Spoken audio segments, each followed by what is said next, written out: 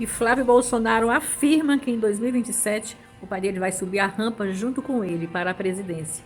Você acredita nisso? Eu tenho plena certeza. Não é à toa que o nome deles está E o desesperado. Bolsonaro tá lá, Escute aí. mas não tá abandonado, não tá esquecido, tá mais vivo do que nunca, porque todos nós vamos carregar esse sobrenome e essas bandeiras até a vitória, porque Deus vai abrir esse mar pra gente atravessar, e do outro lado a gente vai cantar junto o hino da vitória.